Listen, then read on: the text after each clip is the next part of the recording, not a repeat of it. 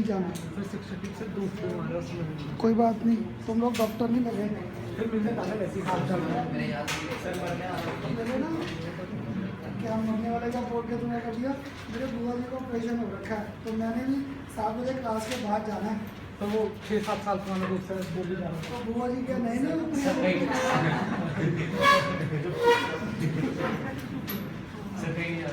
ऐसे ही आप डॉक्टर लगा नाम है डॉक्टर लगा। हाँ चलो बात करें। लास्ट टाइम एंड कहाँ पे किया हुआ है ना सर? बस आपको थोड़ा सा कॉलेज रह गया था। तो अब देखो एक का भी स्कूल पेपर हो गया, तेरा हुआ सरफेस केमिस्ट्री है ना। तो जैसे टेस्ट में क्वेश्चन डाल रहा था ना, आते हैं तुम लोग और टेस्ट रेगुलर और सिंसियरली देते जाओ, अपने आप फाइनल तक अच्छे नंबर आ जाएंगे। तो वैसे नया अटेंडेंस कार्ड नहीं लाई प्रांजू, तो कार्ड ले आया करो, नहीं तो घर एब्सेंट चली जाएगी। फिर मैं फिर मुझे फ़ोन आ जाएगा, खन्ना सर ये आए नहीं थे शिवांश, कार्ड भूल गया। यस सर लाया करो, फ़ायदा क्या हुआ, फिर आज एब्सेंट जाएगी घर पे। तो मेरा देखो लेक्चर के टाइम दिमाग लिया, तो मैंने अभी देख लिया आते हुए, मैं कहा इतने एब्सेंट है, तो क्लास में लग तो नहीं रहे। तब वो देखा तुम 3 का वो आ गया, मतलब एक और भी है जो कार्ड नहीं लाया प्रेरणा है ना। मैं कोई आ नहीं रहा था ध्यान में, तो कार्ड लिया है वो कार्ड मत छोड़ो, ठीक है। और फिर तेरी तो मैंने वो लगा दी थी, पर ढूंढ अब कहीं पे, नहीं तो फिर और बना ले देखेंगे। तो लास्ट टाइम याद है आपके साथ कर रहे थे टॉपिक्स, कौन सा कर रहे थे टॉपिक याद है? कैटलिस्ट के किए थे। आज वो देखना 25-30 मिनट्स लगेंगे इस चैप्टर को ख़त्म करने में। इसके बाद फिर हमारे पास एक नया टॉपिक आ जाएगा, that was our coordination chemistry और ऑर्गेनिक। आज ना कोऑर्डिनेशन और ऑर्गेनिक स्टार्ट करने से पहले याद है जब मैंने 12th स्टार्ट की थी, अपना फर्स्ट 2 लेक्चर्स वो हाइब्रिडाइजेशन और हाइड्रोजन बॉन्डिंग को रिवाइज किया था। आज एक बार फिर थोड़े से केस हाइब्रिडाइजेशन के करेंगे रिवाइज, जो मुझे आगे 12th क्लास में कहीं ना कहीं रिक्वायरमेंट्स आए। क्लियर? तो स्टार्ट करने से पहले लास्ट टाइम कैटलिस्ट की डिफरेंट टर्म्स क्लियर किए थे, या तो प्रमोटर्स थे, पॉजिटिव एजेंट्स थे उसमें, या फिर क्या थे हमारे पास पॉजिटिव कैटलिस्ट या नेगेटिव कैटलिस्ट थे, फिर होमोजीनियस और हेट्रोजीनियस कैटलिस्ट किए थे। इसके बाद जो नेक्स्ट कॉमन क्वेश्चन पेपर में रहता है वो आ जाता है explanation of our certain important terms use in our catalyst. तो पहली टर्म क्या आती है, या characteristics, what are the important characteristics of catalyst, important characteristics of our catalyst. Characteristic में पहली प्रॉपर्टी क्या आती है, एक्टिविटी। एक्टिविटी दैट मींस ये कैटलिस्ट क्या करता है, these activate the speed of our reaction. इस स्पीड ऑफ एक्शन को क्या कर देते हैं, एक्टिवेट।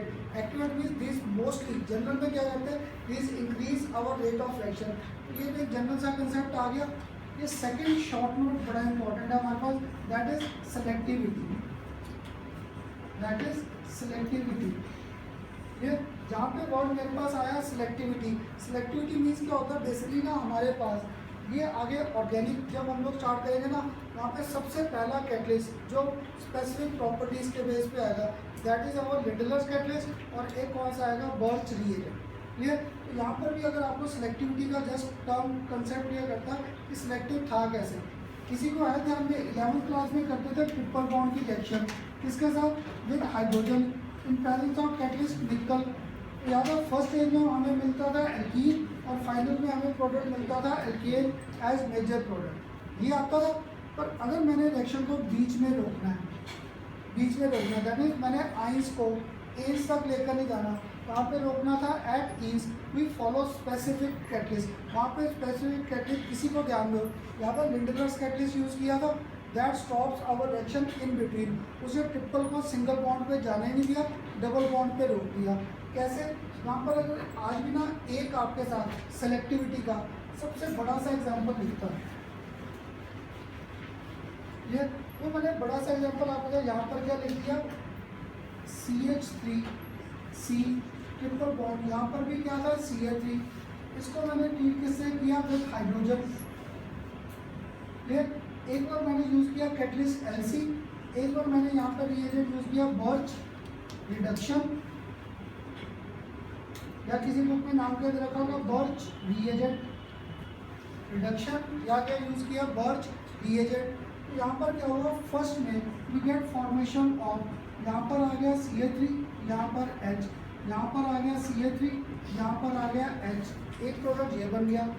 नेक्स्ट टाइम यहाँ पर मैंने किया C डबल बॉन्ड, यहाँ पर भी रखा CH3, यहाँ पर H, एक H ऊपर कर दिया और एक CH3 कहाँ कर दिया, नीचे। क्लियर। एक स्टूडेंट कहता है ठीक है सर, दोनों में एक ही एग्जांपल है, ब्यूट 2E। पर जो स्टूडेंट ध्यान से देख रहा था, ऊपर में दोनों मीथाइल ग्रुप पर line in the same plane, तो that means this was our cis but dash 2 dash E, और यहाँ पे we were getting formation of trans but dash 2 dash E। एक में सिस बना था और एक में क्या बना था, ट्रांस। तो देखो ये सिलेक्टिव नेचर आ गई कैटलिस्ट की यूज में। सिलेक्टिव कैसे, मैंने ट्रिपल बॉन्ड को कन्वर्ट किया, इसमें डबल बॉन्ड, यानी मैंने उसे सिंगल बॉन्ड तक जाने दिया। We select our products in between, और साथ में क्या कर दिया, स्पेसिफाई। स्पेसिफाई कैसे, यहाँ पर देखो जो दोनों मीथाइल ग्रुप्स हैं वो line in the same plane, तो स्पेसिफिक पोजीशन दे दी। सेकंड में both methyl groups for lying in opposite plane, तो एक सिस फॉर्म था, एक फॉर्म कौन सा था, ट्रांस। ये आगे ना ऑर्गेनिक का सबसे बड़ा यूज आएगा कन्वर्जेंस में। जब मुझे स्पेसिफिक प्रोडक्ट चाहिए आइन से इन पे, एन तक नहीं जाना, then we make use of these catalyst. Clear. तो these catalyst are said to be selective and specific in nature. Selective, triple bond को मैंने सेलेक्ट कर दिया up to double bond, single bond लेकर गया। स्पेसिफाई क्या कर दिया, to specify the position of our groups at particular position. पहले में दोनों मीथाइल ग्रुप पर line in the same plane, तो दिस वाज नोन एज सिस। यहाँ पर क्या था, ट्रांस। ये जो LC लिखा था ना, LC, this basically stand for our Lindlar's catalyst. और देखना 11th 12th पे भी जब ऑर्गेनिक स्टार्ट करेंगे, सबसे पहला स्पेसिफिक रिएजेंट मैंने यही पकड़ना। आपको ना 3 लिस्टें दूंगा, एक ऑक्सीडाइजिंग एजेंट, एक रिड्यूसिंग एजेंट, तीसरी लिस्ट हमारे पास घूमेगी और specific reagent which make our reaction moves in our desired direction. मुझे जो प्रोडक्ट चाहिए उसमें कौन सा कैटलिस्ट लेना है, तो वहाँ पे लिंडलर्स कैटलिस्ट। ये बेसिकली होगा क्या, पैलेडाइज्ड चारकोल, यानी पेडियम और चारकोल को मैंने पाउडर में कर रखा ओवर द सरफेस ऑफ इसके barium sulphate, and we add small quantity of poisoning agent. यहाँ पे पॉइजनिंग एजेंट क्या था मेरे पास, ये ऐसे जो दूसरा लिखा था बर्च रिडक्शन या क्या था, बर्च रिएजेंट। ये हमारे पास क्या होता है, sodium along with liquefied NH3, sodium along with liquefied NH3, these are our specific reagents. Clear. तो अब बताओ एटलीस्ट यहाँ से कैटलिस्ट की प्रॉपर्टीज तो क्लियर हुई। पहला एक्टिविटी, सेकंड मेरे पास क्या आ गई, सिलेक्टिविटी, और थर्ड प्रॉपर्टी क्या थी इनकी, स्पेसिफिसिटी। स्पेसिफिसिटी, स्पेसिफिसिटी कैसे, यहाँ पे मैंने मीथाइल की पोजीशन स्पेसिफाई कर दी, both were lying in the same plane. यहाँ पे स्पेसिफाई कर दी both methyl were lying in our opposite direction. तो किसी को अगर है ना करना सर स्पेसिफिक का कोई और एग्जांपल नहीं है, मेरा आज का जो लास्ट टॉपिक था वो क्या था, एंजाइम्स। एंजाइम्स बेसिकली क्या था, कैटलिस्ट यूज्ड कहाँ पर, to control our biochemical activities, जो मेरी बॉडी में बायोकेमिकल रिएक्शंस को कंट्रोल करते थे, उनका मेटाबॉलिक रेट बढ़ा दें या स्लो कर दें, वो कैटलिस्ट, उन कैटलिस्ट को नाम क्या रखा हम लोगों ने, एंजाइम्स। क्लियर। तो वहाँ पे ना एक रिएक्शन हमारे पास आएगी सुक्रोज, C12H22O11 सुक्रोज। इसकी मैंने क्या की, हाइड्रोलिसिस। इसकी हाइड्रोलिसिस करके we get formation of, clear. यहाँ पर 2 प्रोडक्ट्स आएंगे हमारे पास हाइड्रोलिसिस करके, 1 C6H12O6, सेकेंड C6H12O6। अब सबको क्या लगता है करना सर 2 क्यों नहीं कर दिया, क्योंकि यहाँ पर क्या था, मॉलिक्यूलर फार्मूला सेम थे, स्ट्रक्चरल फार्मूला डिफरेंट। एक में एल्डिहाइड फंक्शन ग्रुप है, एक में कौन सा ग्रुप है, कीटोन। ये हमारे पास पूरा डिटेल में आएगा बायोमोलिक्यूल्स में। ये बेसिकली क्या था, सुक्रोज। ये रिएक्शन फिजिबल था, एज सच नहीं। इसमें एक स्पेसिफिक कैटलिस्ट चाहिए, कौन सा, इसलिए मुझे कैटलिस्ट चाहिए इन्वर्टेज। अगर मैं ये कैटलिस्ट यूज करता invertase, then this reaction was feasible, otherwise this reaction in our body, मैं specific word use कर रहा था in our body, otherwise this reaction is not feasible। तो that means specific आ गया ये कि इसकी presence में ये reaction होगा, otherwise this reaction does not take place। इसलिए देखा हम लोग कई बार जब डॉक्टर से कंसल्ट करते हैं, वो क्या कहता है, हमें कहता है आपकी बॉडी में इन चीज़ों की कमी है, तो हमें वो मेडिसिन बाहर से लेता है, तो हो सकता है मेरी बॉडी में इन्वर्टेज बन ही नहीं रहा, तो बाहर से मेडिसिन से क्या मुझे एंजाइम्स नहीं दे देते, या वो जो हम लोग मेडिसिन का लेते हैं वो सारे क्या एक्स्ट्रा केमिकल्स थे जो बॉडी में ऐड कर दिए, और जैसे मैंने बॉडी में इन्वर्टेज खुद ऐड कर दिया, अपने आप एक्शन को वो फिजिबल कर देगा। और याद है ये बेसिकली क्या था, जब मैंने खाना जो इनटेक किया था वो सबको ग्लूकोज में कन्वर्ट कर दिया। ग्लूकोज को आगे तोड़ते कौन है, एटीपी, एडिनोसाइन ट्राइफॉस्फेट, ट्राई से डाई, डाई से मोनोफॉस्फेट। जैसे जैसे ये बॉन्ड टूटेंगे, large amount of energy is release which help us to carry down our daily activities. ये देखा, जिसको शुगर होती है उसका सबसे बड़ा इलाज क्या कहते हैं, सिर्फ हमारे पास क्या वॉकिंग। क्यों? क्योंकि क्या होता है बॉडी में एटीपी तोड़ने के लिए मुझे क्या चाहिए था, इंसुलिन। जब बॉडी में इंसुलिन नहीं है, एटीपी को तोड़ना है, तो तोड़ने के लिए एनर्जी आर्टिफिशियल वो वॉकिंग से ही आएगी। ये जितना हम लोग वॉक करेंगे तो बॉडी में जो एडिनोसाइन ट्राइफॉस्फेट है वो टूटना शुरू हो जाएगा। एक बार वो टूटना शुरू हुआ, मैंने 1 किलोमीटर 2 किलोमीटर अगर वॉकिंग कर ली तो एक बार वो टूटना शुरू हो गया। याद है मुझसे किया था, एक बार एक्शन इनिशिएट हो गया, कंटिन्यू ऑन इट्स ओन, तो कुछ टाइम तक तो एक्शन कंटिन्यू रहेगी। मेरा पूरा दिन निकल गया इसी में। रात को हमारी बॉडी की आ गई रेस्ट में, मूवमेंट की आती कम, इसलिए सुबह फिर बॉडी को दोबारा मूवमेंट में लाने के लिए मुझे अर्ली मॉर्निंग वॉक चाहिए। शुगर का इलाज ही है सबसे अच्छा, प्रिवेंशन है इसका, कोई हमारे पास है ही नहीं, क्योर तो है नहीं, सिर्फ प्रिवेंशन है, वो वॉकिंग है। जितनी ज़्यादा वॉकिंग करेंगे, या रात को सोने से पहले वॉकिंग की, तो जो मेरे पास जैसे मैं दिन में सारा दिन यहीं पे बैठे हूँ ले, तो बॉडी ने वर्क तो किया नहीं, तो रात को जब वॉकिंग की थोड़ा सा आर्टिफिशियल बॉडी को मूव कर दिया, एक बार प्रोसेस इनिशिएट कर दिया, तो जो ग्लूकोज मेरी बॉडी में था वो सारा तोड़ ताड़ दिया। क्लियर? तो ये सारी ना आगे कहीं ना कहीं यूजेस आ गए। तो यहाँ तक करते करते अब बताओ, एटलीस्ट मेरे साथ कैटलिस्ट के तो कंसेप्ट क्लियर हुए। अब कैटलिस्ट के बाद ना एक जो लास्ट टॉपिक रह गया था, दैट वाज आवर एंजाइम्स। तो पेपर में ना बड़ी बार आपको एंजाइम्स को डिफाइन करना, या फिर एंजाइम्स की आपको एक मैकेनिज्म आ रखी है, how enzymes basically work in our body. तो मुझे ना आज सबसे पहले आपको ये डेफिनेशन लिखानी थी, what do you mean bye enzymes. ये लिखवा दूँ एंजाइम्स की पहले definition. Enzymes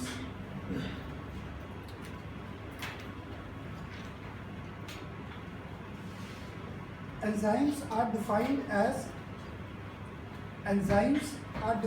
as biochemical catalyst, chemically all enzymes are ये दूसरे रूप में मुझे बार बार करना था, नाम लिख दो।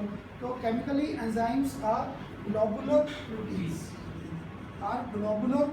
ये जब हम लोग करेंगे ना बायोमोलिक्यूल प्रोटीन्स दो टाइप के हैं, एक ग्लोबुलर, एक कौन से आ जाएंगे fibrous. Globular these are soluble in water, ये वाटर सॉल्युबल है। जो फाइब्रस है these are not soluble in water.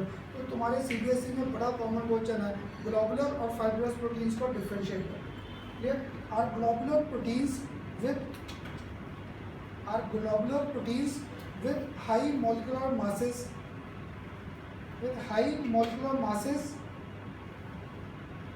and can form colloidal solutions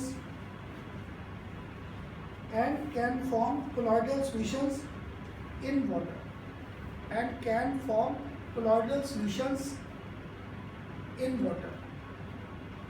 clear? अब देखो इसका एक एग्जांपल तो अभी लिखा था आपके साथ, C12H22O11 हाइड्रोलिसिस की इन प्रेजेंस ऑफ एंजाइम। कौन सा था मेरे पास? इन्वर्टेज में we get formation of C6H12O6। एक इनमें था ग्लूकोज और सेकंड आ जाता हमारे पास फ्रक्टोज। एक में फंक्शन ग्रुप था हमारे पास एल्डिहाइड, एक में जब स्ट्रक्चर करेंगे, एक में फंक्शन ग्रुप था हमारे पास कीटोन।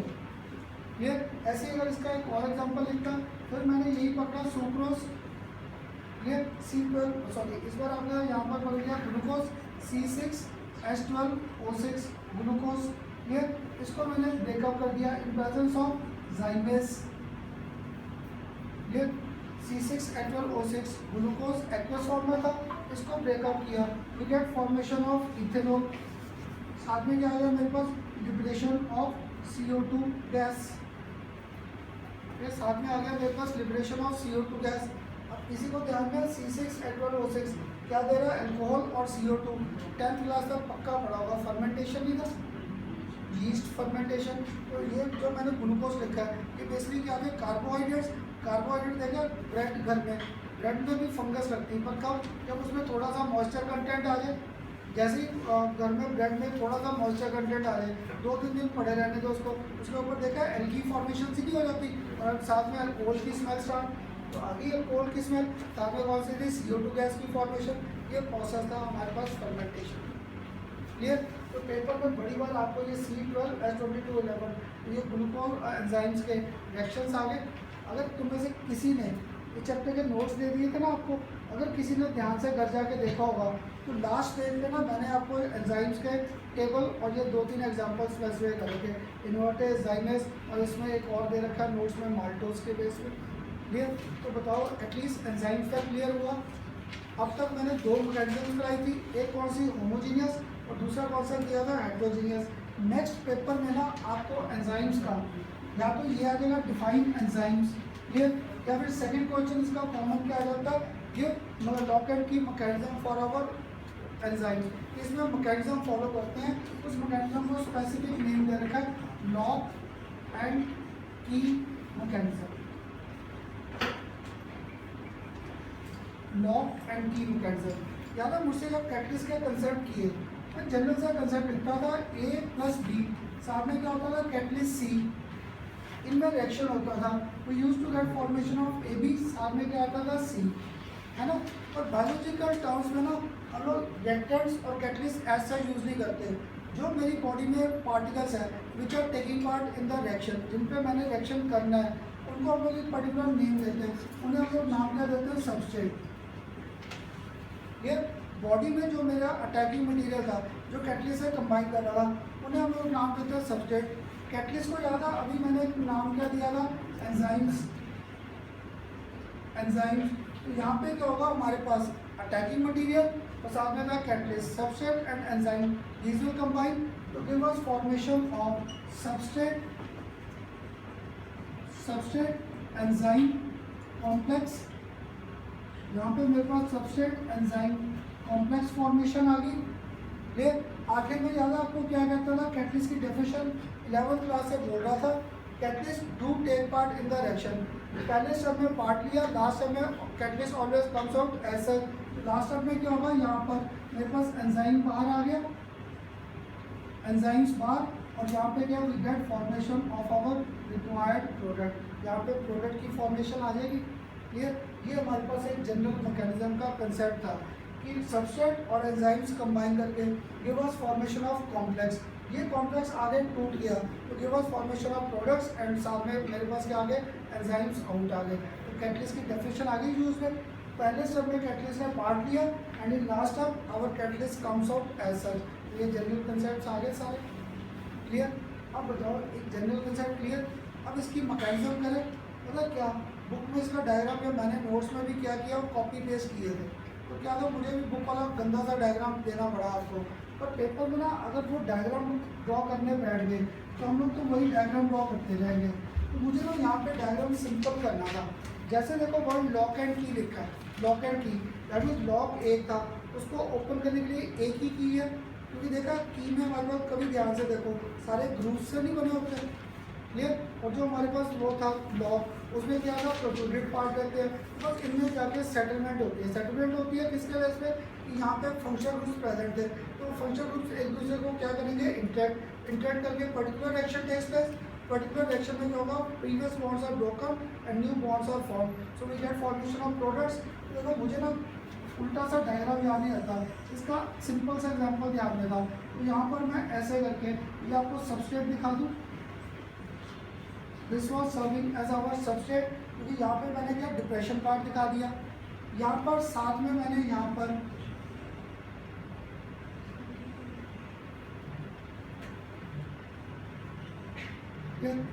ये मैंने आपको साथ में क्या दिखा दिया, एंजाइम। ये सबस्ट्रेट में मैंने क्या दिखा दिया, डिप्रेशन, और एंजाइम में क्या दिखा दिया, प्रोट्रूडेड पार्ट। इन दोनों में हमारे पास क्या होगी, रिएक्शन।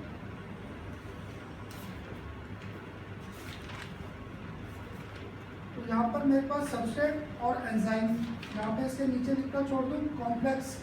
ये कॉम्प्लेक्स फॉर्मेशन आ गया। जैसे ही कॉम्प्लेक्स फॉर्मेशन आया, अब यहाँ पे क्या था, मेरे पास आगे प्रोडक्ट्स फॉर्मेशन आनी थी। तो प्रोडक्ट्स फॉर्मेशन दिखाने के लिए मैंने देखो यहाँ पर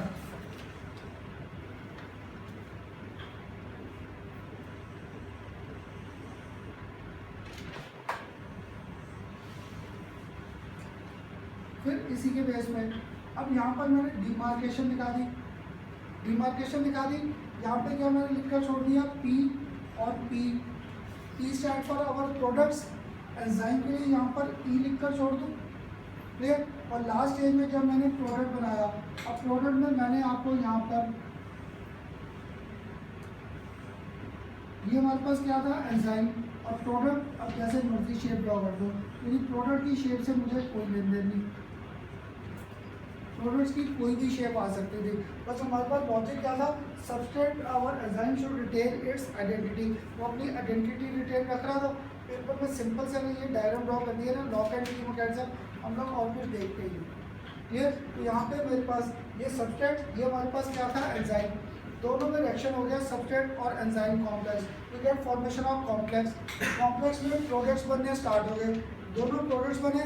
याद है लास्ट टाइम जब हेटेरोजेनियस कैटलिस्ट भी किया था, products were having less affinity for the surface of catalyst, so these leave the surface of our catalyst का surface छोड़ दिया, so we get formation of products and enzymes। पूरी एक मेरे पास लॉक एंड की मैकेनिज्म का बेसिक आ गया यहाँ पर, हाँ जी आ गया पूरा का पूरा बेसिक हमारे पास, क्लियर। तो पेपर में ना बड़ा कॉमन क्वेश्चन है, देखो मैंने अब आपके साथ 4 पॉइंट्स कर दिए कैटलिस्ट के। पहला कैटलिस्ट का यूज पकड़ा था काइनेटिक्स में, role of activation energy. Second आया for our catalyst homogeneous catalyst एक और पकड़ा हेटेरोजेनियस 3, और फोर्थ कौन सा आ गया लॉक एंड की मैकेनिज्म के बेस पे। मुझे देखना कहाँ पर से पूछ लें, ये एस और ई सब्जेक्ट। यहाँ पर क्या हुआ, अब देखो प्रोडक्ट्स बनने स्टार्ट हो गए, जब ये प्रोडक्ट बने मैंने बीच में लाइन दिखा दी, यानी अब जो सब्जेक्ट था वो टूटने लगा, टूट कर उसने मुझे अलग प्रोडक्ट्स की फॉर्मेशन दे दी। प्रोडक्ट्स की जो मर्जी शेप है, इससे कोई लेन देन नहीं था, क्योंकि मैंने कैटलिस्ट का बेसिक पढ़ा था, catalyst retain their identity during the reaction, इसने अपनी आइडेंटिटी को रिटेन रखा। एक जो होगा खन्ना सर ये क्या डिप्रेशन ऑफ प्रोड्यूटिव पार्ट था, बेसिकली ना जब हम लोग करेंगे मेडिसिन लास्ट में केमिस्ट्री इन एवरीडे लाइफ, वहाँ पे आएगा हमारे पास रोल ऑफ इनहिबिटर्स, कि कैटलिस्ट जो होते हैं या एंजाइम्स है ये इनहिबिटर्स का भी रोल प्ले करते हैं। यार मेरी बॉडी में मेटाबॉलिक एक्टिविटी रेट क्या था फास्ट, तो मैंने क्या किया एक्स्ट्रा केमिकल बॉडी में इंटेक कर दिए कि ताकि वो जाके रिएक्शन में ब्लॉक कर दें, तो कैटलिस्ट को रिएक्शन में पार्ट नहीं देने देते। तो हम लोग वहाँ पे करेंगे बेसिकली यहाँ पर और यहाँ पर हमारे पास क्या होते हैं इन पॉइंट्स पे हमारे पास फंक्शनल ग्रुप्स प्रेजेंट है, फंक्शनल ग्रुप्स उनमें क्या हो गया हाइड्रोजन बॉन्डिंग हो जाएगी, हाइड्रोजन बॉन्डिंग होगी अपने आप फोर्स ऑफ इंट्रैक्शन स्ट्रॉन्ग, तो these molecules get attracted and retain on their surface. जैसे वो सरफेस पे रिटेन हुए, याद है ये तो कर लिया, इस समय हम लोगों ने previous bonds are broken and new bonds are form, so proper reaction takes place, clear. अब बताओ यहाँ तक तो क्लियर। एक बीच में ना तुम्हारे साथ जल्दी जल्दी में मुझसे भी ये शॉर्ट नोट रह गया लिखना, what does these zeolites stand for, और ये पेपर में कई बार आया है, इनके पेपर में भी आ रखा है जियोलाइट्स का शॉर्ट नोट। जियोलाइट मुझसे कहीं किया था 11th क्लास में, या एक स्टूडेंट 11th भी भूल कर बैठा, अभी last time softening of water किया था, तो सॉफ्टनिंग ऑफ वाटर में भी हम लोगों ने जियोलाइट्स को पकड़ा था। तो जियोलाइट्स में ना आपको जनरल सा शॉर्ट नोट आ जाता है, these are also basically catalyst, ये भी कैटलिस्ट है और सिलेक्टिव और स्पेसिफिक थे, ये क्योंकि जब मैंने वाटर में ज़्यादा इनको यूज़ किया था फिल्टर पेपर, ये क्या कर रहे थे कैल्शियम और मैग्नीशियम आयंस को अपने सरफेस पे एब्जॉर्ब कर रहे थे, स्पेसिफिक आयंस को एब्जॉर्ब कर रहे थे। क्यों स्पेसिफिक, उसमें तो और भी बड़े आयंस थे, पोटाशियम भी था, उसको नहीं, सिर्फ कैल्शियम और मैग्नीशियम को अट्रैक्ट किया सरफेस पे, और सोडियम आयंस को वापस कर दिया ट्रांसफर कहाँ पे इनटू आवर वाटर। तो जैसे ही सोडियम वाटर में गया मिनरल्स ऐड कर दिया, क्लियर। दैट्स व्हाई जो वाटर हम लोग घर में ड्रिंक करते हैं ना उसमें थोड़ी सी स्वीटनेस रहती है। अगर मैं गलती से बिल्कुल प्योर वाटर ले लेता, इलेक्ट्रोलाइज वाटर जिसमें सिर्फ H+ और OH था, जो मैं यहाँ पे यूज़ कर रहा हूँ, ये जो वाटर है ना ये परमिटेड प्रोसेस है, इलेक्ट्रोलाइज नहीं था, ये था थ्रू इलेक्ट्रोलिसिस। इलेक्ट्रोलिसिस में क्या होता है हमारा H+ और OH नेगेटिव कंबाइन करता है, वहाँ पे मिनरल सारे बाहर कर देते हैं। जब मिनरल बाहर कर दिया वो वाटर ना क्या होता है हेल्थ वाइज तो अच्छा हो गया, क्लियर।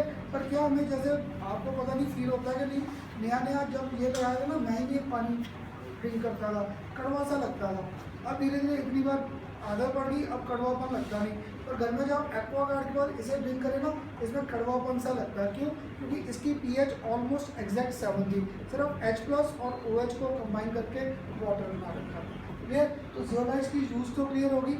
अगर किसी को ध्यान दो 11th क्लास में इसका फॉर्मूला भी करते थे Na2 Al2, साथ में क्या आता था Si2O8, sodium aluminium silicate, Na2Al2Si2O8, साथ में क्या होते थे X मॉलिक्यूल्स ऑफ वाटर। वहाँ पर ये जो पार्ट लिखकर बैठा हूँ Al2 aluminium silica oxide in hydrated form, this stand for Na2, इसको साथ में क्या लिखते थे Z, this Z basically stand for zeolite, this Z stand for our zeolite। ये हमारे पास zeolite था। What does zeolite stand for? Clear? तो Na2Al2Si2O8 जो लास्ट में नहीं पढ़ा जा रहा है दक्ष, Na2Al2Si2O8 साथ में X मॉलिक्यूल्स थे वाटर के। इस पूरे पार्ट को एल्यूमिनियम और सिलिका जो था, this was known as our Z basically stand for our zeolite। ये था हमारे पास zeolite का एक जनरल सा फॉर्मूला। अब तो क्लियर हुआ। इसमें ना आप एक एब्रीविएशन आ रखी है इस चैप्टर में, अगर किसी को ध्यान में, दो एब्रीविएशंस की थी मेरे साथ, एक याद है एब्रीविएशन की थी CMC, एक एब्रीविएशन की थी KT। याद है कहाँ पे किया था ये CMC और KT? है ना, जहाँ पर आपने साथ कोलॉइडल सॉल्यूशन के टाइप्स कर रहा था, मल्टी मॉलिकुलर, मैक्रोमॉलिकुलर, और एक कौन सा किया था एसोसिएटेड कोलॉइड्स। तो एसोसिएटेड में क्रिटिकल माइक्रोस्कोपिक कंसंट्रेशन और प्रार टेम्परेचर क्लियर किया था। एक इस चैप्टर की थर्ड एब्रीविएशन ये आ रखी बड़ी बार पेपर में ZSM5, पता नहीं कितनी बार आपके पेपर में आया। What does ZSM5 stand for? तो ये ZSM5 Z basically stand for zeolite, S stand for sieves, zeolite sieves of, M stand for molecular, और जो 5 था this stand for porosity, molecular porosity 5। Porosity stand for our porous powder form. जैसे इनके एक paper में question आया कि absorbent को अगर पाउडर फॉर्म में कर दें तो याद है एरिया ऑफ कॉन्टैक्ट बढ़ता था, रेट ऑफ एब्जॉर्बेंट इंक्रीज करेगा। क्लियर? तो देखो यहाँ पे Z stand for zeolite, S stand for sieves of molecular porosity 5, that is this of basically giving a size of our sieves. ये सीव्स ना जिस इंडस्ट्री में मैं भी था वहाँ पे सीव्स को यूज़ करते थे। ये बेसिकली सीव्स क्या होता है, क्या वो राइस के जैसे, राइस का देखा हमारे पास ऐसे होती है राइस के मॉलिक्यूल्स जो इस फॉर्म में होते हैं। सीव्स का हमेशा एरिया क्या होता है ज़्यादा। हम लोग जो ये क्लॉइड्स है ना, ये जो ZSM है, इनको दो तरह यूज़ कर सकते हैं, या तो सीव्स के बेस में या सर्कुलर। सर्कुलर में एरिया ऑफ कॉन्टैक्ट क्या हो जाता है कम, इसलिए rate of action slows down. इसलिए इंडस्ट्रीज़ में हम लोग जब भी यूज़ में लाते हैं इसे लार्ज स्केल पे, जहाँ पे मुझे tons of material, tons means thousands of kg material को मुझे प्यूरीफाई करना है, तो वहाँ पे एरिया ऑफ कॉन्टैक्ट ज़्यादा होगा तो अपने आप रेट ऑफ एक्शन फास्ट होगा। तो हम लोग इसलिए हमेशा इनको प्रेफर करेंगे जियोलाइट्स को इन द फॉर्म ऑफ सीव्स। क्यों? क्योंकि सीव्स में एरिया ज़्यादा होता है, रेट ऑफ एक्शन अपने आप एनहांस हो जाता है। तो तुम लोग जब वाइवा वगैरह दोगे ना, केमिकल इंजीनियरिंग का बड़ा कॉमन क्वेश्चन है कि ये जियोलाइट्स बड़े मोस्टली जितनी इंडस्ट्रीज़ है, जितनी सब में एफ्लुएंट प्लांट तो है ही है, सब में वाटर सॉफ्टनिंग के प्लांट्स तो है ही है, और ये जियोलाइट प्रोसेस सबसे चीप एंड बेस्ट, ये सबसे सस्ता प्रोसेस रहता है। इस प्रोसेस से हम लोग प्यूरीफाई करते ही करते हैं वाटर से, हर इंडस्ट्री में। ये नहीं कि कुछ स्पेसिफिक में, तो सारी इंडस्ट्री में मुझे सॉफ्ट एंड वाटर चाहिए, क्योंकि अगर सिंपल हार्ड वाटर डाल दिया वो तो स्केलिंग कर देंगे। तो मैंने देखो ट्यूब इतने डाया की फिट की थी, तो धीरे धीरे वहाँ पे क्या है, ये सॉलिड डेपोजिशन स्टार्ट हो जाएगी, तो इसका डाया क्या होता जाएगा कम।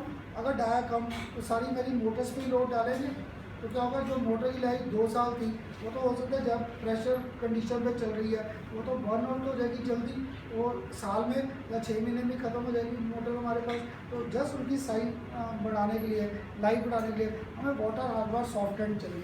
तो ये सॉफ्ट एंड वाटर का सबसे आसान प्रोसेस था zeolite, and we always prefer zeolites in the form of sieves. Clear? अब तो ये फॉर्म कभी नहीं मिलेगी। ZSM5 zeolite sieves of molecular porosity 5 represent the size of our sieves, क्योंकि साइज क्या था सीव्स का। क्लियर? तो इसके साथ देखो एक बोरिंग सा चैप्टर जो मुझे लगता था सारे शॉर्ट नोट्स पे, ये खत्म। अब जो आगे 5 चैप्टर्स आएंगे, 5 चैप्टर देखना करते करते ना, अभी कौन सा जुलाई आपको कहता था ना, जुलाई के मिडल में जाकर जब से आप लोग आए थे कहता था ना कोऑर्डिनेशन और ऑर्गेनिक केमिस्ट्री स्टार्ट हो जाएगी। तो अब देखो पहले करेंगे कोऑर्डिनेशन केमिस्ट्री, फिर करेंगे 4 चैप्टर ऑर्गेनिक के। क्लियर? एक कंटिन्यूटी ये चलती जाएगी। ये मुझे मालूम है सितंबर तक शायद खत्म होते हैं, ऑर्गेनिक के 4 और ये 5 चैप्टर। ये खत्म करते ही फिर आगे सिलेबस भी ऑलमोस्ट खत्म होने पे ही आ जाता है, क्योंकि टॉपिक्स कौन से रह जाएंगे, इनऑर्गेनिक केमिस्ट्री, आसान से टॉपिक कौन से रह जाएंगे, पॉलीमर, बायोमॉलिक्यूल्स, छोटे छोटे चैप्टर्स में रह जाएंगे। सिर्फ एक बड़ा चैप्टर रहता है पी ब्लॉक का, ये बाकी सारे 2-2, 3-3 लेक्चर्स के ऐसे ही चैप्टर्स रहेंगे। तो अब ना आपके साथ आज मैंने कहा था ना नया चैप्टर कोऑर्डिनेशन केमिस्ट्री, तो कोऑर्डिनेशन केमिस्ट्री अगर आज मैंने सीधा स्टार्ट कर दिया, ये तो जिसको 11th क्लास में केमिकल बॉन्डिंग के बेसिक कंसेप्ट नहीं आते थे वो पक्का फंस जाएगा। कैसे? जैसे अगर 11th क्लास में याद है हम लोग हाइब्रिडाइजेशन प्रिडिक्ट करते थे ऐसे मॉलिक्यूल्स की, IF7, और कौन सा आता था CH4, और कौन सा आता था SF4, ये ऐसे याद है बड़े मॉलिक्यूल्स आते थे, और कौन सा आता था ClF3, ये ऐसे, और ये सारे मॉलिक्यूल्स अब भी आएंगे 12th क्लास में।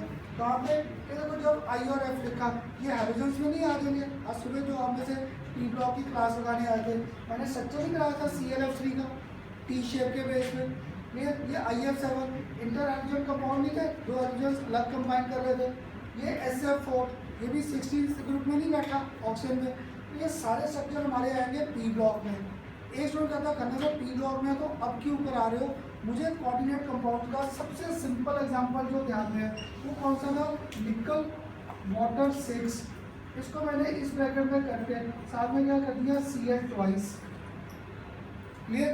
तो जहाँ पे ना हमारे पास ये रेक्टेंगुलर ब्रैकेट आ जाए या कोई टीचर इसे क्या बोलता है square bracket, this already represents our coordination compound. ये हमारे पास कोऑर्डिनेशन कंपाउंड था।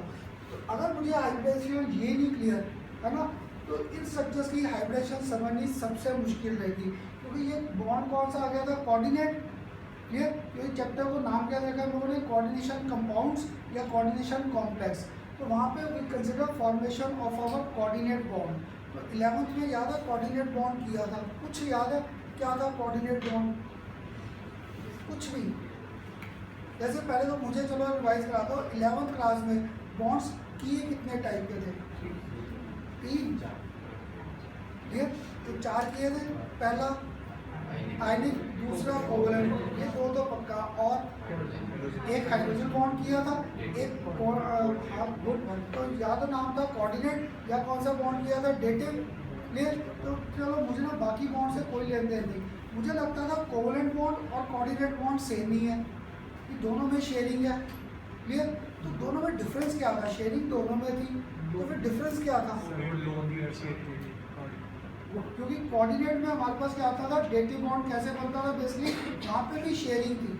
जैसे देखो क्लोरीन मॉलिक्यूल है, उन्होंने एक इलेक्ट्रॉन शेयर किया, और जब मैं एक और केस लिया हाइड्रोनियम, वहाँ पे वाटर, ऑक्सीजन ने क्या सप्लाई किया, अपना एक्स्ट्रा पेयर ऑफ इलेक्ट्रॉन, और हाइड्रोजन ने क्या सप्लाई किया, अपना एम्प्टी ऑर्बिटल। शेयरिंग वहाँ पे भी थी, पर इस शेयरिंग में एक लोन पेयर लाया और दूसरा किसको ला रहा था हमारे पास, एम्प्टी ऑर्बिटल। तो वहाँ पे we were getting formation of dative bond. तो देखो इसमें भी यही नहीं हो रहा, ऑक्सीजन क्या देगा, अपना लोन पेयर, और जो निकल है ये सप्लाई क्या करेगा मुझे, एम्प्टी ऑर्बिटल, ये अपने एम्प्टी ऑर्बिटल सप्लाई करेगा। तो यहाँ पर भी हाइब्रिडाइजेशन के कंसेप्ट आएंगे। यहाँ पे क्या होगा, निकल ने कितने मुझे एम्प्टी ऑर्बिटल सप्लाई किए, that will help us to predict hybridization. Clear? ये मुझे निकल की हाइब्रिडाइजेशन प्रिडिक्ट कराएगा। क्लियर?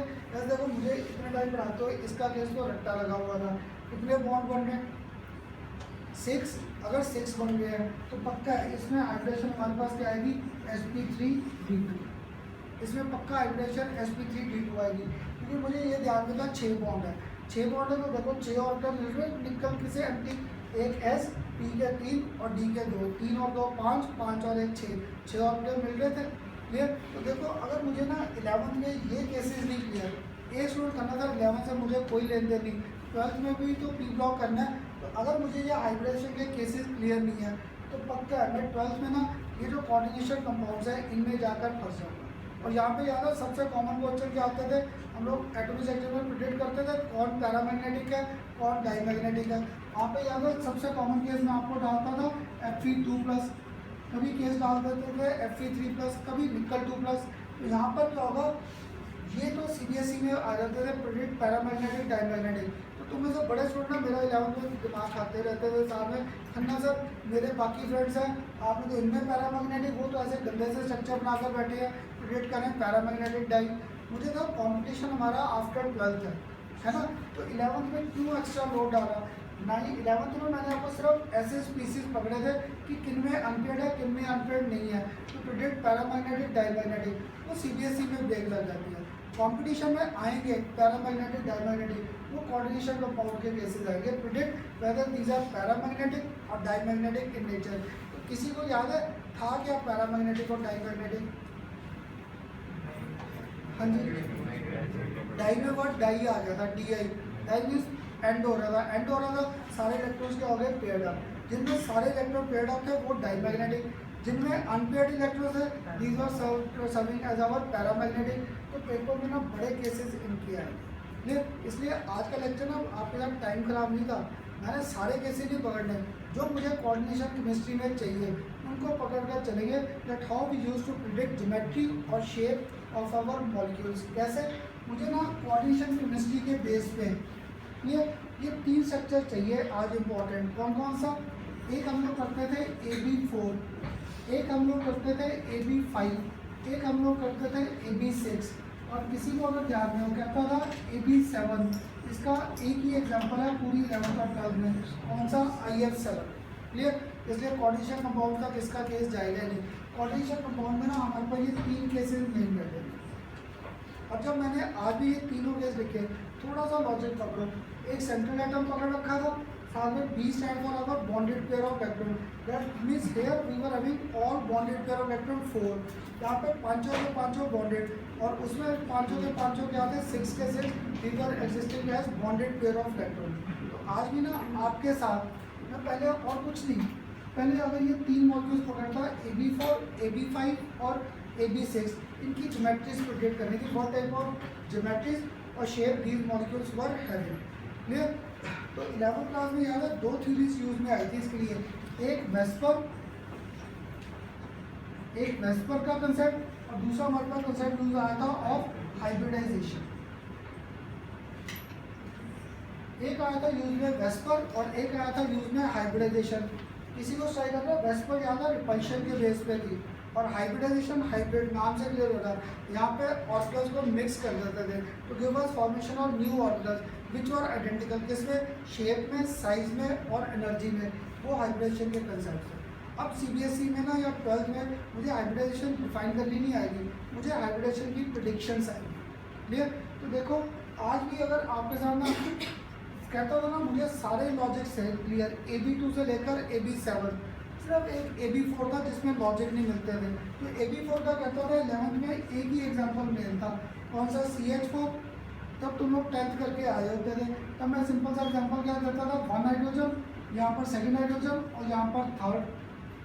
क्लियर? 4th हाइड्रोजन याद है मैं हर बार डॉटेड लाइन में दिखाता था, क्योंकि डॉटेड लाइन का पर्पस था कि ये जो CH4 या AB4 था, this was having 3D structure. 3D structure का बेसिक क्या था कि या तो एक बॉन्ड कहाँ लाई कर रहा था? आउटसाइड द प्लेन, या क्या लाई करता था? Inside the plane. That's why this was having 3D structure. या तो इसमें एक बॉन्ड बाहर है या एक बॉन्ड कहाँ था? Inside the plane. और यहाँ पर कहता था सारे बॉन्ड अंदर याद है, बस इसका याद नहीं लगता था 109 डिग्री 28 मिनट्स। ये केस आता था AB4 का। क्लियर? ऐसे ही जब AB5 और 6 में गया, इनमें एक लॉजिक रहता था, अगर मैं 5 बॉन्ड एक ही प्लेन में रखता, 5 बॉन्ड एक ही प्लेन में, ये क्या करेंगे? रिपेल करेंगे, एनर्जी ज़्यादा तो स्टेबिलिटी क्या थी? कम। तो AB5 से ना आज से ध्यान रखना 5 आ जाए, 6 आ जाए या 7 आ जाए, इनमें एक कंसेप्ट था, एक बॉन्ड हमेशा अबव द प्लेन, एक बॉन्ड हमेशा क्या था? Below the plane. देखो AB5 में 1 bond above the plane and 1 bond below the plane, 2 चले गए, गुड। बाकी कितने रह गए? 3। 360 को डिवाइड किससे किया? 3 से। 360 को 3 से 120, तो बाकी 3 बॉन्ड पक्का था, वो प्लेन में ऐसे घूम जाएंगे। अगर आपको 11th क्लास में ऐसे करके समझा देता था, जस्ट वो यही पकड़ लिया। क्लियर? तो एक बॉन्ड अबव द प्लेन और एक बॉन्ड क्या बन गया? Below the plane. तो देखो इस एंगल को रट्टा लगाने के लिए आए थे लोग, 90 डिग्री घूम रहे, बाकी बचे थे 3 बॉन्ड प्लेन में, तो 360 को डिवाइड किया 3 से, 120 डिग्री बन गया। तो मेरे पास AB5 की शेप आ गई। शेप। और इसको याद है मैं कट शॉर्ट नाम लेता था बी बी और बी, इसको लिखता था टीपीबीपी टीपीबीपी। और कैसे लिखता था, 3 बॉन्ड एक ही प्लेन में था, तो ट्रायंगुलर प्लेनर, एक पिरामिड ऊपर था तो एक नीचे। तो जो स्टूडेंट अभी आज फर्स्ट टाइम मुझसे लिख रहे थे उसको नाम क्या लिखते थे, ट्रायंगुलर प्लेनर, ट्रायंगुलर प्लेनर, एक पिरामिड ऊपर एक नीचे, triangular planar bi pyramidal geometry, triangular planar bi pyramidal geometry. और इनमें 2 बॉन्ड एंगल घूम रहे, एक इक्वेटोरियल और एक कौन सा, एक्सियल। क्लियर। यहाँ पे अगर किसी को सर बॉन्ड एंगल कैसे था, equatorial bond angle that was 120, axial bond angle that was our 90 degree. Next case कौन सा था, AB6। फिर लॉजिक पकड़ो, AB6 में एक बॉन्ड अबव, एक बॉन्ड चला गया बिलो, बाकी कितने रह गए, 4। 360 को किया 4 से, क्या घूम गया 90। तो जब 90 में घूमे AB6 का मुझे पक्का 1 बी अबव 1 बी बिलो। तो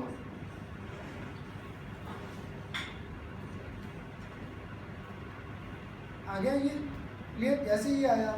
अब देखो इक्वेटोरियल और एक्सियल बॉन्ड एंगल सारे 90 रह गए। दैट्स AB5 और AB6 में AB6 is said to have more symmetry या more stability because in this case all bond angles were equal, सारे के सारे बॉन्ड एंगल इक्वल होते हैं। क्लियर। और अब बुक में इसका ज्योमेट्री का आसान नाम क्या दे रखा था, ऑक्टाहेड्रल। मुझे भी ना अब इन केसेस में यही नाम लिखना आसान है। Clear. In our coordination mystery, क्योंकि इसमें डिस्टॉर्टेड केसेस नहीं है। और याद है मुझे साथ में इनऑर्गेनिक के भी स्ट्रक्चर्स करने हैं, तो ऑक्टाहेड्रल ज्योमेट्री के साथ इसको एक और नाम लिखता था। वो नाम क्या लिखता था, ये 4 बॉन्ड एक प्लेन में घूम रहे, स्क्वायर बन रहा है। अगर स्क्वायर बन रहा है तो इस ज्योमेट्री को एक और नाम देता था स्क्वायर प्लेनर।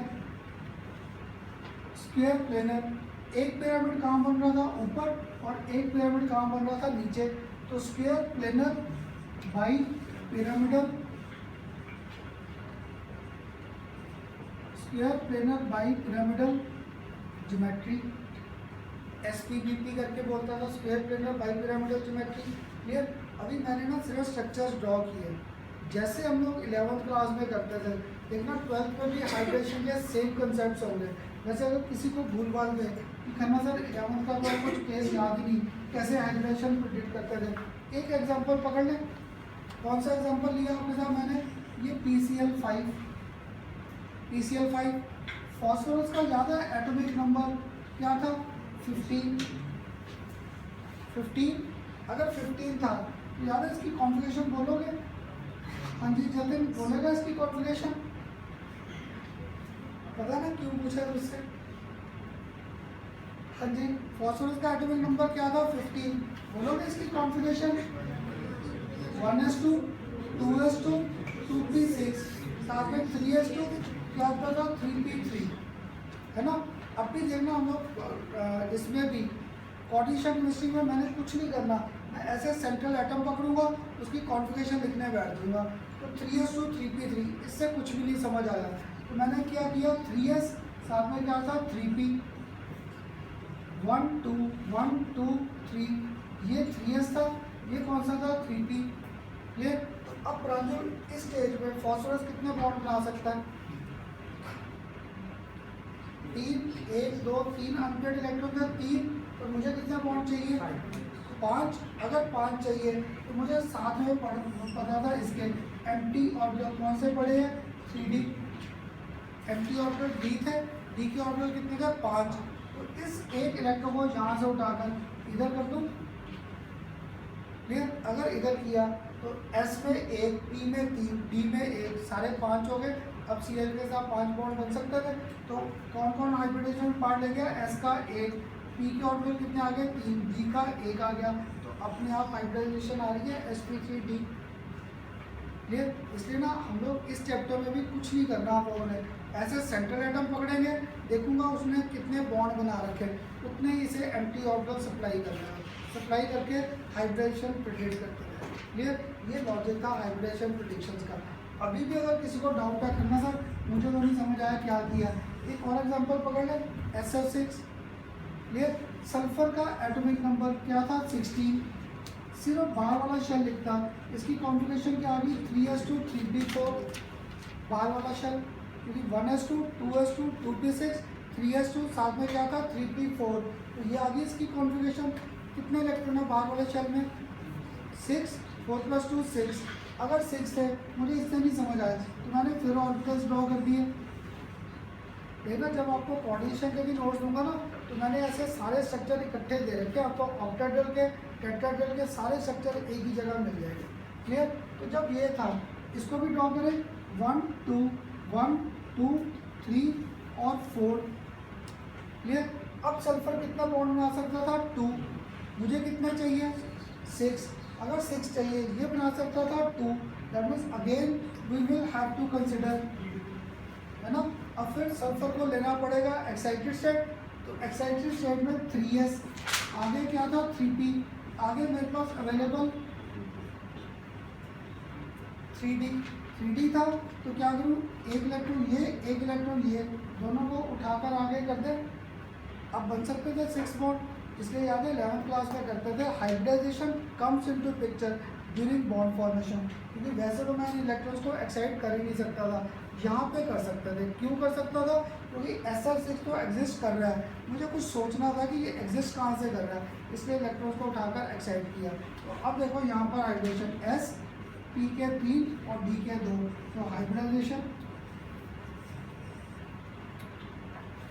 क्लियर। आरे कैसे ऐसे सारी हाइब्रिडेशन हम लोग प्रिडिक्ट करेंगे। और होगा क्या यहाँ पर देखो एक करना था, ये तो 11th में करा रखा, रिपीट क्यों कर रहे थे सारा। यहाँ पे देखो अभी जब मैंने एक बार ये लिखा, ये अब ध्यान से देखना sp3d2, एक बार मैंने लिखा ये d2sp3। क्लियर? तो मेरे जैसा स्टूडेंट तो सोच के क्या कहता ठीक है सर दोनों जगह ऑक्टाहेड्रल ज्योमेट्री है, तो सिमिलैरिटी थी, both were having octahedral geometry. पर एक स्टूडेंट मेरे साथ थोड़े से भी लॉजिक पकड़ रहा था, यहाँ पे डी ऑर्बिटल देखा कहाँ लिख कर बैठा हूँ बाहर की तरफ, यहाँ पर डी ऑर्बिटल कहाँ लिख कर बैठा था इनसाइड। क्लियर? ये हमारा कंसेप्ट था कि इस केस की हाइब्रिडेशन में अभी तक मैंने देखो जो केस तुम्हारे साथ 11th में किया था दैट वाज sp3d2, मैंने कोई केस ये किया ही नहीं था। क्लियर? यहाँ पे क्या था we were making use of our inner d orbital, यहाँ पे अंदर के डी ऑर्बिटल यूज में थे। इसका मीनिंग क्या था डी ऑर्बिटल यूज में आ रहा है कौन सा आउटर, तो दोनों की हाइब्रिडेशन सेम थी पर इनके ना डिफरेंस आ गया। ऐसे कंपाउंड्स को नाम देंगे हाई स्पिन कॉम्प्लेक्स, ऐसे कंपाउंड को नाम क्या देंगे लो स्पिन कॉम्प्लेक्स। तो तुम्हारे कंपटीशन और CBSE का सबसे कॉमन क्वेश्चन 3-4 मॉलिक्यूल्स दे दूंगा आपको coordination compound, you have to predict their hybridisation and predict whether these are paramagnetic और डाईमैग्नेटिक, और थर्ड प्रिडिक्ट करना whether these are high spin और whether these are low spin complex. इतने questions बनते हैं तो हम लोग रट्टा नहीं लगा सकते, कुछ ना कुछ बस दिमाग में ना लॉजिक्स लेकर सारे केसेस प्रिडिक्ट करते हैं। क्लियर? अब बताओ यहाँ तक हाँ कोई डाउट है बता दे, पक्का? हाँ जी सबको यहाँ तक क्लियर? तो एक स्टूडेंट देखो जो सब अब साथ साथ सोच रहा था करना सर ये कंसेप्ट आप इतनी बार करा बैठे थे, हमारा टाइम ही खराब किया आज आपने। ये स्ट्रक्चर्स क्यों रिपीट किए पता? ये भी आएंगे सारे, तो कोऑर्डिनेशन का मेन टॉपिक ही हमारा ये रहेगा हाई स्पिन और लो स्पिन के बेस पे। कैसे देख अभी एग्जांपल से क्लियर हो जाएगा।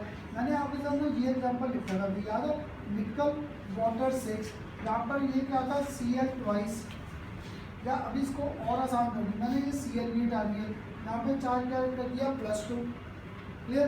पेपर में ना ऐसे केसेस आएंगे हमारे कोऑर्डिनेशन केमिस्ट्री के, तो प्रिडिक्ट हाइब्रिडाइजेशन। और एक मैं आप सबसे कहता हूँ मेरा टाइम तो निकल गया, तुम लोग अगर पेपर में ऐसे बना के आओगे ना निकल वाटर से, पक्का टीचर 0 नंबर कर देगा, क्योंकि मेरे पास कंसेप्ट था ये सारा पार्ट मैंने कहाँ पे शो करना है, इन आवर रेक्टेंगुलर ब्रैकेट या कौन सी स्फीयर ब्रैकेट। तो मेरे पढ़ाते पढ़ाते क्या होता है ये ब्रैकेटें बड़ी नई नई शेप्स लेती रहती हैं, तो तुम लोग ये ध्यान रखना तुम लोगों को ये ऐसे शो करनी है पेपर में। ये कंसेप्ट था इन्वॉल्व कि ये जो पार्ट इसमें आ गया ये टूटता नहीं है, दिस ऑलर रिटेन्स इट्स आइडेंटिटी। ये कोऑर्डिनेशन कंपाउंड्स में हम लोग करेंगे। क्लियर? अभी तो जस्ट आपको हाइड्रेशन क्लियर कर रहा था, याद है वाटर की ऑक्सीजन रेट क्या थी 0, तो यहाँ पे पक्का है मुझे निकल की पता नहीं, वाटर क्या था 0 मल्टीप्लाई किससे किया 6, बाहर चार्ज क्या था +2, तो पक्का है निकल की ऑक्सीजन रेट +2 आ रही है, +2। अगर +2 आ रही है तो निकल का ज़्यादा atomic number, ferrous cobalt nickel, ferrous का 26, 27, 28, निकल का एटॉमिक नंबर क्या था 28, तो उसकी जनरल कॉन्फ़िगरेशन मैं ऐसे लिखता था 11th क्लास में, ऑर्गन 18 और साथ में क्या आ गया 2 20 और 3d8, 4s2 3d8 आ गया, क्लियर।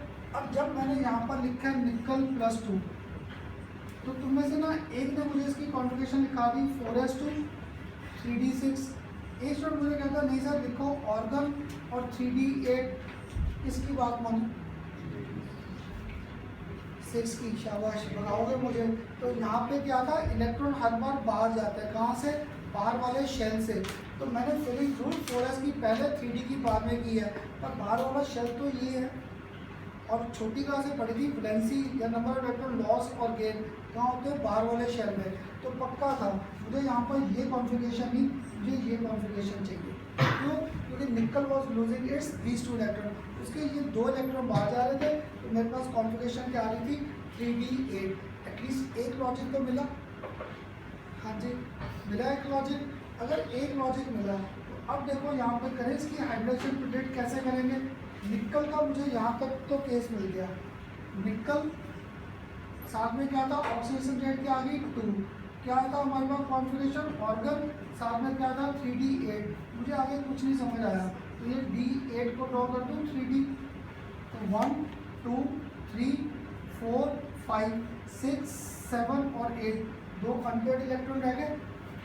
3d के बाद आगे ऑर्बिटल कौन सा अवेलेबल था 4s, आगे ऑर्बिटल कौन सा था 4p, आगे ऑर्बिटल कौन सा था p के बाद d, तो देखो मेरे पास आगे 4s,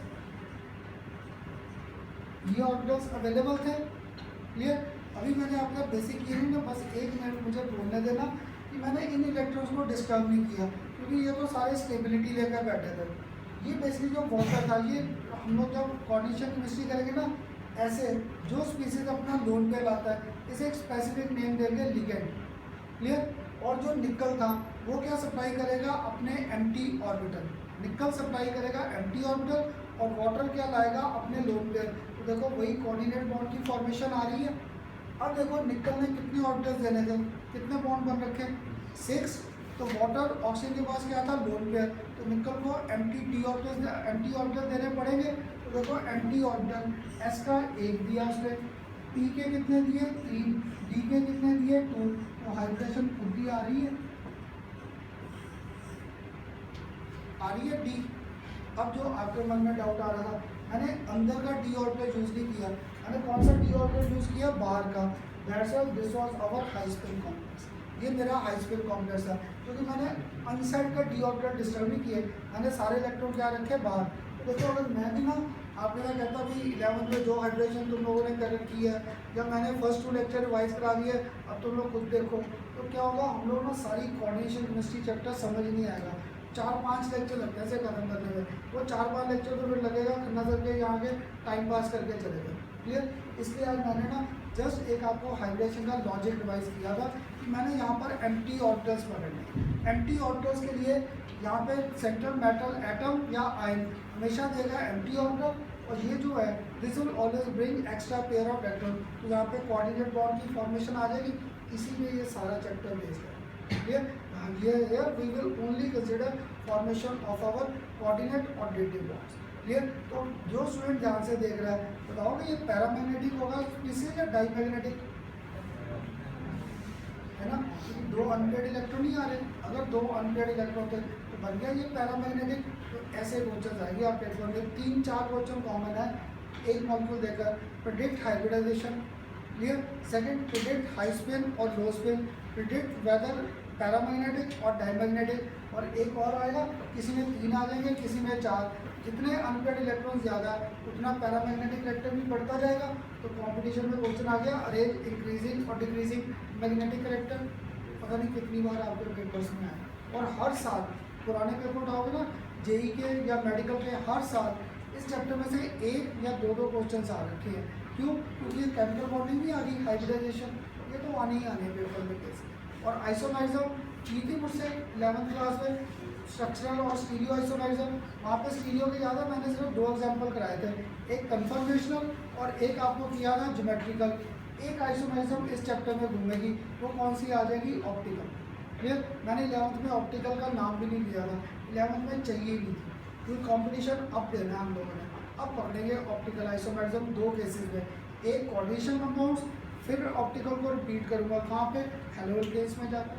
क्लियर। तो जहाँ जहाँ आती जाएगी वहाँ पे हाइब्रेशन और ये आइसोमेरिज्म पकड़ेंगे। अब बताओ एटलीस्ट इस चैप्टर के लॉजिक्स तो क्लियर हुए, कैसे मूव करेंगे। आज सिर्फ एक बार ब्रीफ अप कर दूँ चैप्टर में टॉपिक कौन कौन से करेंगे, ताकि नेक्स्ट टाइम से फिर स्टार्ट भी कर लेंगे। क्लियर। हट जाना है दोनों ने अब, क्योंकि अब चैप्टर को नेक्स्ट क्लास आज सिर्फ ब्रीफ अप करना है।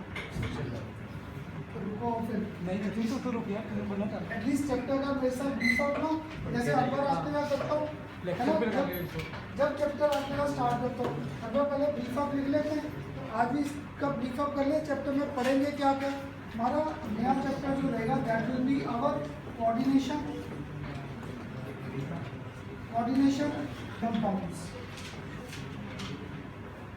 देखना यहाँ से ना बोरिंग टॉपिक सारे खत्म हो जाएंगे, जो जैसे सेंट्रल केमिस्ट्री में सारे शॉर्ट नोट्स किए, इनमें शॉर्ट नोट्स नहीं आएंगे, इनमें स्ट्रक्चर की प्रेडिक्शंस आ जाएंगी। इनमें सबसे पहले यहाँ पे जो कोऑर्डिनेशन कंपाउंड्स हैं, ये हमारे पास कोऑर्डिनेशन कंपाउंड में पहला टॉपिक आएगा, वो हमारे पास आएगा study of certain important terms. ये अगर किसी को याद है 11th क्लास में याद है थर्मोडायनेमिक्स किया था, थर्मोडायनेमिक्स वहाँ पे भी हमारे पास इंपॉर्टेंट टर्म्स आई थी। वहाँ पे सिस्टम, फिर आता था surroundings, different types of system, फिर एक्सटेंसिव प्रॉपर्टी, फिर इंटेंसिव प्रॉपर्टी, स्टेट फंक्शन। मेरा पहला लेक्चर मेरा पूरा इंपॉर्टेंट प्रॉपर्टीज़ में चला गया था वहाँ पे। अगर वो डिस्कस ना करते तो आगे न्यूमेरिकल्स करने मुश्किल था। कभी सिस्टम हीट लूज करता है, कभी सिस्टम गेन करता है, कभी जो स्टेट फंक्शन था कभी कोई स्टेट फंक्शन नहीं था, कितने रीजंस आते थे। ऐसे ना मुझे यहाँ पे पहला लेक्चर सारी important terms involve in our coordination compounds ये आ जाएगा। इसके बाद सेकंड, इसका सबसे इंपॉर्टेंट टॉपिक आएगा नॉमेनक्लेचर एंड आइसोमेरिज्म। नॉमेनक्लेचर और साथ में इधर आ जाएगा हमारे पास आइसोमेरिज्म के कंसेप्ट्स। क्लियर कि नॉमेनक्लेचर और आइसोमेरिज्म ये बड़ा इंपॉर्टेंट है। कितनी सालों से तुम्हारे पेपरों में ना सीबीएसई और कंपटीशन में इसी के क्वेश्चन सबसे ज़्यादा आ रहे हैं। ये आज तक नहीं आया डिफाइन आइसोमेरिज्म, आपको स्पीसीज आ जाएंगे, आपको सॉर्ट आउट करना है ये कौन कौन सी आइसोमेरिज्म एग्जिबिट करते हैं। क्लियर। तो ऐसे क्वेश्चन आएंगे। इसके बाद थर्ड इंपॉर्टेंट हमारे पास थ्योरी आएगी एक वार्नर्स थ्योरी।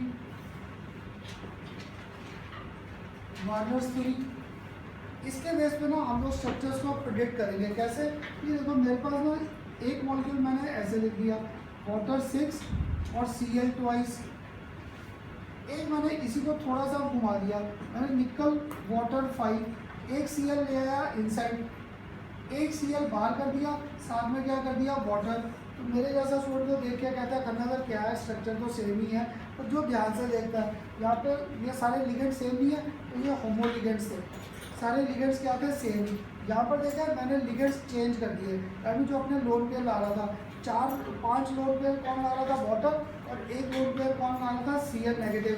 तो यहाँ पे ये कौन से आ गए हेट्रोलेप्टिक लिगेंड्स आ गए, ऊपर होमोलेप्टिक थे, यहाँ पे क्या आ गए हेट्रोलेप्टिक। तो देखो ये आइसोमेरिज्म की टाइप नहीं घूम रही, जो सेंट्रल एटम है इसके आंखों मैंने लिगेंड्स ही पकड़कर चेंज कर दिए। मॉलिक्यूलर फार्मूला सेम था पर स्ट्रक्चरल फार्मूला क्या कर रहा था अलग। ये एक टाइप ऑफ आइसोमेरिज्म आ जाएगी। और जस्ट एक रिफाइंड सा वर्ड दूँ, ये आयनाइजेशन आइसोमेरिज्म थी, क्योंकि ये मुझे कितने आयंस दे रहा है Cl के 2, ये मुझे Cl का सिर्फ 1 आयन दे रहा है। तो this was our ionisation isomerism कि number of ion generated were getting varied. ये ऐसे ना बस हमें अगर बेसिक समझ आता गया चैप्टर का, बड़ा आसान और इंटरेस्टिंग चैप्टर है। फाइनल पेपर में तो ना लेकर आपको घर पे अगर जब खुद पढ़ोगे पहली बार या दूसरी बार टेस्ट के लिए 1 घंटा या 2 घंटे से ज़्यादा नहीं लगेंगे इस पूरे चैप्टर को रेडी करने में, इतना सिंपल रहेगा। इसके बाद फोर्थ टॉपिक हम लोगों ने 11th क्लास में भी की थी, याद है वैलेंस बॉन्ड थ्योरी। तब तो मेरे बड़ों ने मुझे रोका भी था, करना सर वैलेंस बॉन्ड थ्योरी आपने तो ये कैसे करा दी है, मेरे फ्रेंड ने तो बड़े गंदे से स्ट्रक्चर्स किए। तो हम लोग वैलेंस बॉन्ड थ्योरी फिर यहाँ पे रिपीट करेंगे on the basis of our coordination compound. तो यहाँ पे सारी हाइब्रिडेशन के कंसेप्ट आ जाएंगे वैलेंस बॉन्ड थ्योरी में। ये अभी ना मैंने आपको जब देखा मैंने लोन पे डिस्टर्ब नहीं किया था, निकल के जितने इलेक्ट्रॉन पेयर थे ऐसा छोड़े थे वो ना। इस थ्योरी का ड्रॉबैक सबसे बड़ा ये था, ये थ्योरी उल्टा चलता है। उल्टा कैसे चलता है, ये पहले प्रिडिक्ट कर लेता है कि जो मेरा कोऑर्डिनेट कंपाउंड है वो पैरामैग्नेटिक है या डाईमैग्नेटिक है। तो जब वो पैरामैग्नेटिक था देखा उसने इलेक्ट्रॉन डिस्टर्ब ही नहीं किए, इलेक्ट्रॉन को सेपरेट रहने दिया। अगर वो कंपाउंड पहले पढ़ लेता डाईमैग्नेटिक है तब वो इलेक्ट्रॉन को इकट्ठा कर देता है, पेयरिंग कर देता है। पर वो कंसेप्ट इसने नहीं दिया, वो कंसेप्ट हमें पेयरिंग का इलेक्ट्रॉन्स का वो इस थ्योरी ने दिया फिफ्थ, जिसपे शॉर्ट नोट सबसे ज़्यादा आते हैं सीबीएसई में। ये क्या था हमारे पास, crystal field theory. This was our crystal field theory CFT। ये इसको दो केसेस में स्टडी करेंगे, एक ऑक्टाहेड्रल कॉम्प्लेक्स और एक टेट्राहेड्रल कॉम्प्लेक्स। दो कॉम्प्लेक्सेस के लिए डिटेल में ऑक्टाहेड्रल और टेट्राहेड्रल इसलिए देखा। आज मैंने AB4, AB5, AB6 के स्ट्रक्चर क्लियर किए, कोऑर्डिनेशन में मैंने इन्हीं को यूज़ करना क्लियर। तो इनके बाद क्रिस्टल फील्ड थ्योरी के बाद ये जो 6 टॉपिक है ना, ये इंपॉर्टेंट रहता है CBSE और कॉम्पिटिशन दोनों में। अगर तुम्हें से किसी को ध्यान दो 11th क्लास में हम लोग बैक बॉन्डिंग करते थे P ब्लॉक में, वहाँ पे बैक बॉन्डिंग कहाँ पे आती थी, सिलिकॉन टेट्राक्लोराइड था। सिलिकॉन टेट्राक्लोराइड में कौन से डी ऑर्बिटल पड़े थे, एंटी। वाटर के पास क्या था, लोन पेयर। वाटर का लोन पेयर कहाँ बैठा था, P ऑर्बिटल। सिलिकॉन के पास एंटी ऑर्बिटल कौन सा था, D। तो इनमें पाई बॉन्ड फॉर्मेशन आ जाती थी, बैक बॉन्डिंग। ऑक्सीजन अपना लोन पेयर वापस डोनेट कर देता था कहाँ पे, सिलिकॉन के एंटी डी ऑर्बिटल में। इस बॉन्डिंग को नाम क्या देते थे, D पाई P पाई बैक बॉन्डिंग क्लियर। वहाँ पे ये की थी। यहाँ पे ना एक लास्ट टॉपिक हमारे पास आएगा organometallic coordination compounds. Organometallic coordination compounds कुछ नाम से क्लियर होगा। यहाँ पे मेटल और ऑर्गेनिक कोऑर्डिनेट कंपाउंड बनाएंगे, इसलिए मैंने इस चैप्टर को ना बीच में पकड़ा था कोऑर्डिनेशन, इसके बाद पकड़ेंगे हम लोग ऑर्गेनिक क्लियर।